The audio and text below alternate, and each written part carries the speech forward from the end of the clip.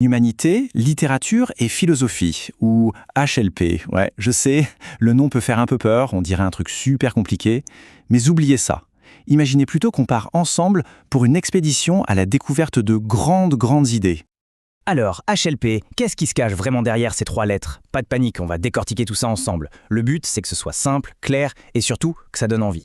En fait, l'HLP, c'est un peu l'art de se comprendre soi-même et de comprendre le monde qui nous entoure. Et comment on fait ça? Eh bien, en plongeant dans tout ce que les gens ont pu écrire, penser et débattre depuis des siècles. C'est comme mener une grande enquête pour répondre à la question, finalement, c'est quoi être un humain? Bon, voilà notre plan de route pour cette exploration. D'abord, on définit bien ce qu'est l'HLP. Ensuite, on regarde en détail le programme de la première et de la terminale. Après, on découvrira les compétences un peu magiques qu'on y développe. Et enfin, on se posera la question, est-ce que cette aventure est faite pour moi? Allez, on met le sac à dos, c'est parti. Ok, on entre dans le vif du sujet. La première année, la classe de première, c'est un peu notre camp d'entraînement. C'est là qu'on va se fabriquer une boîte à outils super solide pour toute la suite de l'aventure intellectuelle. L'année se divise en 2 grandes missions. La première, c'est de comprendre et de maîtriser les pouvoirs de la parole, en gros apprendre à convaincre. La deuxième, c'est d'apprendre à lire les cartes du monde, c'est-à-dire comprendre comment les différentes époques voyaient les choses. Au premier semestre, on fait un bond dans le temps, direction l'Antiquité et l'âge classique. On va décortiquer les secrets du discours, comment on persuade quelqu'un, pourquoi certains mots ont plus d'impact que d'autres, et comment une histoire bien racontée peut littéralement changer les esprits. Et ça, c'est super concret. On apprend les techniques d'argumentation, des compétences qui servent tous les jours, que ce soit pour un oral au lycée, une discussion avec des amis ou bien plus tard dans le monde du travail. C'est vraiment utile. Pour le second semestre, on avance un peu dans l'histoire, jusqu'à la Renaissance et les Lumières. C'est une période de folie, pleine de découvertes. On étudie comment la vision du monde a complètement changé avec les grands explorateurs, les nouvelles inventions, et comment on a commencé à se demander quelle était vraiment la place de l'humain dans la nature. En terminale, on change de niveau. L'expédition devient plus personnelle, plus profonde.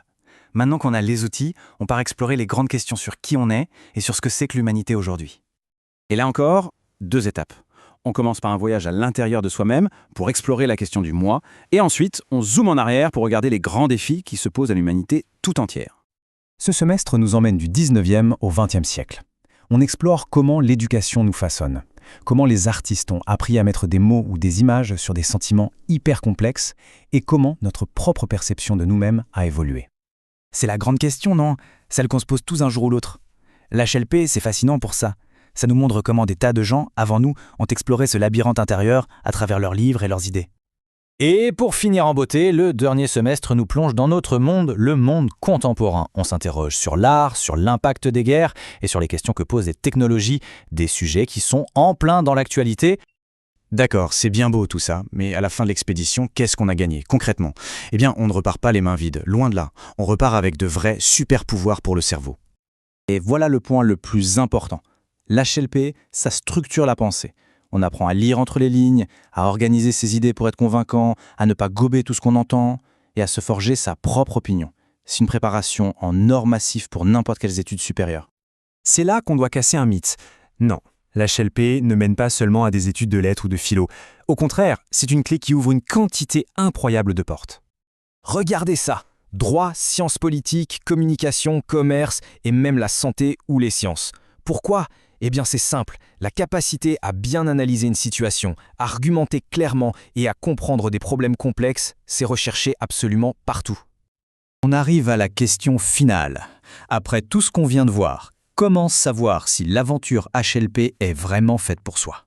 Alors pour le savoir, c'est simple. Est-ce qu'on est du genre curieux de tout? Est-ce qu'on aime lire, mais aussi discuter, débattre? Est-ce qu'on se pose souvent la question « mais pourquoi, surtout et n'importe quoi ?» Si la réponse est oui, alors il y a de grandes chances que le LHP soit une spécialité super épanouissante. Ce n'est pas une question de niveau, mais vraiment une question de curiosité. Au fond, l'esprit HLP, c'est ça. Ne jamais arrêter de se poser des questions, d'explorer les idées des autres pour nourrir les siennes. C'est une invitation permanente à garder l'esprit grand ouvert.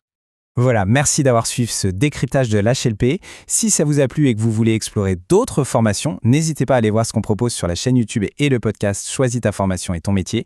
À très bientôt.